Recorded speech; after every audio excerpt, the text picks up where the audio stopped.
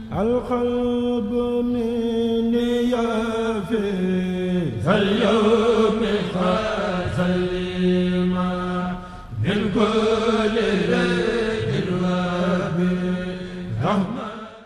Nous allons enchaîner avec le travail que nous avions commencé avec Mimia et vous nous réserverez, vous nous permettrez de terminer très rapidement ce que nous avions annoncé hier par rapport aux critères formels dans Mimia, puisque nous sommes toujours dans Mimia, nous y restons. Et nous avions dit qu'il y avait des critères formels, nous n'avions pas eu le temps d'évoquer le dernier qui est l'intertextualité. L'intertextualité, c'est le fait que dans ses propos, le cheikh fasse allusion ou dise un propos qui fait écho à un autre propos dans une autre circonstance. Par exemple, quand il dit quand il dit que le prophète fit le jet de sable, mais il fait référence à un verset du Coran qui dit quand Allah le Très-Haut a montré aux musulmans que quand ils ont eu la victoire, ils ont jeté certes des flèches, mais c'est Allah le Très-Haut qui était chargé de, n'est-ce pas, faire ce geste-là. C'est Allah le Très-Haut qui en est en tout cas l'artisan véritable. Donc cette victoire, les musulmans ne sauraient le revendiquer, c'est un don d'Allah. Et cela est très présent, n'est-ce pas, dans d'autres circonstances du poème. Et nous n'aurons pas le temps de tout égrener, mais sachez que également l'autre critère formel qu'on peut retrouver dans Mimia, c'est également l'intertextualité. Sans plus tarder, nous allons enchaîner sur ce que nous avions annoncé aujourd'hui. Aujourd'hui, nous allons évoquer Mimia dans ses aspects thématiques. C'est un poème très riche, 200 vers, nous l'avons dit, et l'entrée par les thèmes réserve, n'est-ce pas, de nombreuses richesses. Nous avions dit la dernière fois qu'au vers 100, exactement, dans une précision chirurgicale, le cheikh commence à évoquer ces thématiques qui lui sont chères, ces thématiques très prisées qu'il a eu à développer dans d'autres œuvres. Et ce qu'il faut retenir surtout, c'est que dans ces thématiques, ce qui transparaît, c'est que l'allure globale du poème, c'est de démontrer la prééminence du prophète Mohammed P. S'il y a une préoccupation, s'il y a un souci, s'il y a une visée pour le cheikh dans ce poème, c'est de démontrer à tous que le prophète Mohammed P. est incomparable. Il est hors compétition, comme il le disait dans Jazbul Khoulob. Et pour le prouver, pour le démontrer, avant d'en venir au vers 100 et les thématiques, comme la première thématique, c'est Isra al-Mihraj, le voyage et l'ascension nocturne. Mais le cheikh prend soin, dans une stratégie, de développer un peu les miracles des autres prophètes. Donc ça veut dire qu'au vers 91, à partir du vers 91, le cheikh prépare le terrain en évoquant les miracles des autres prophètes. Et dans ces miracles des autres prophètes, mais c'est un effet de faire valoir qu'il recherche, puisque il va démontrer que ces miracles qu'on dédie aux prophètes antérieurs, mais on les doit à la carrière spirituelle du prophète Mohammed. Et ça, il le dit sans détour. Il dit que ces prophètes, n'est-ce pas, ils ont fait des miracles, mais ils l'ont fait par la grâce, par la bénédiction du prophète qui reste Imam al-Moursalin, le chef des envoyés. Donc voilà aussi un autre effet qu'il faut faire ressortir. Avant de parler du miracle dédié aux prophètes, il présente les miracles des autres prophètes et c'est une manière de démontrer simplement que s'ils ont pu réussir cela, c'est grâce au prophète Mohammed P. Et il dit sans détour, c'est à son nom que Dieu a sauvé Noé et son arche et a préservé Jacob. Vers 93, c'est par la bénédiction du sélectionné que le bienveillant a repêché Joseph du puits. Vers 95, c'est grâce à lui que le feu d'Abraham devint froid pour son salut. Vers 96, Job Ayoba obtint la paix au nom de l'effaceur des péchés en retrouvant sa bonne santé. Donc ça veut dire que tous ces miracles qu'il évoque, c'est un effet de faire valoir, c'est pour mieux faire ressortir, n'est-ce pas, la valeur de celui qui est véritablement l'artisan de ces miracles, même s'ils sont dédiés aux autres prophètes. Et au vers 99, c'est ça le clou, il dit, c'est grâce à lui que les honorables envoyés en totalité, de même que l'ensemble des prophètes, obtinrent les avantages qui leur furent dévoilés, et ce, de toute évidence. Cela veut dire donc, s'il y a quelqu'un qui doit revendiquer même les miracles des autres prophètes, mais c'est bien le prophète Mohammed, paix et salut sur lui. Ensuite, il enchaîne sur Isra al-Mihraj. Et Isra al-Mihraj, mais c'est un miracle qui vient faire ombrage à tous ces miracles qui ont été évoqués avant. Parce que c'est un miracle particulier, parce que quand quelqu'un peut quitter la Mecque et aller à Jérusalem, quitter Jérusalem et aller auprès de Dieu en une nuit, mais c'est un miracle prestigieux. Ça veut dire que ce miracle, dès qu'il est évoqué, il fait ombrage aux autres miracles des autres prophètes. Donc, c'est toujours pour marquer cette prééminence du prophète Mohammed, paix et salut sur lui.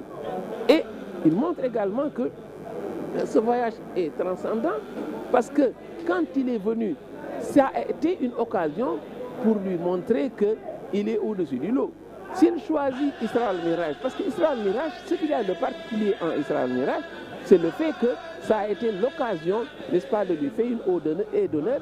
Ça a été l'occasion de conforter ce que tout le monde connaît, qu'il est au-dessus du lot. C'est pourquoi il dit Kullan bi tabdili, tabdila man azuma. Donc il a reçu de chacun d'eux une gracieuse bienvenue et chacun d'eux l'a enchanté, le magnifiant d'un honneur qui sied à un glorieux. Voilà donc pourquoi Isra al-Miraj également est un miracle qui vient conforter que le prophète Mohammed, paix et salut sur lui, n'est pas comparable par rapport aux autres.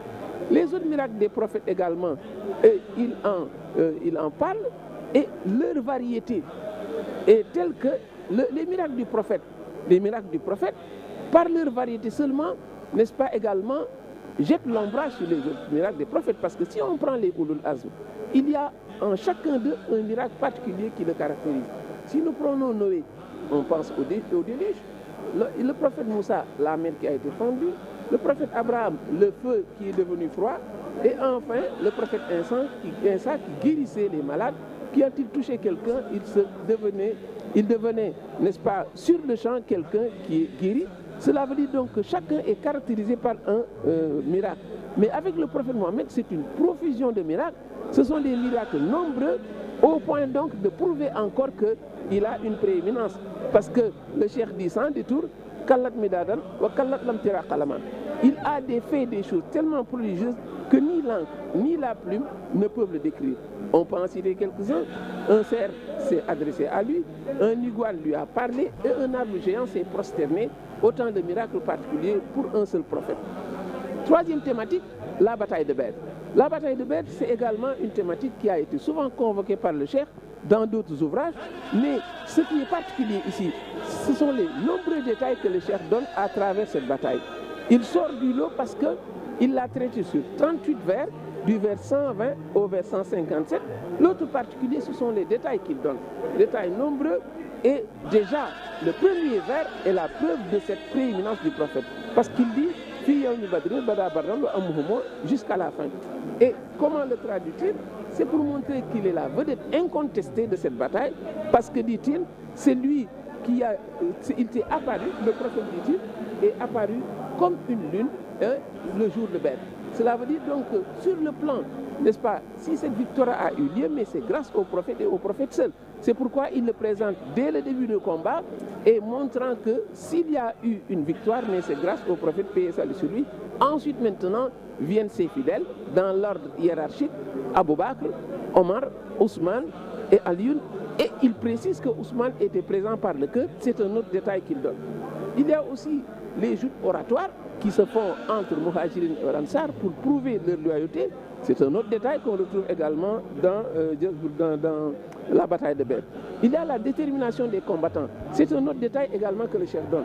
Ensuite, les plans pendant le combat, les plans d'ensemble et les plans de corps à corps, jusqu'à la mise à mort de Abu Jahl, force détail réaliste que le chef donne, montrant qu'on lui ampute la jambe, ensuite on le fait mourir. Voilà donc des précisions qui sont là pour montrer que véritablement Mimier est particulier dans ce sens. Et même le nombre des anges. Parce que le miracle qui est venu, c'est que Allah a envoyé Al-Fun wa Al-Fun wa Al-Fun. 3000 anges qui ont pu faire en sorte que les musulmans obtiennent la victoire. La dernière thématique, c'est le Saint-Coran.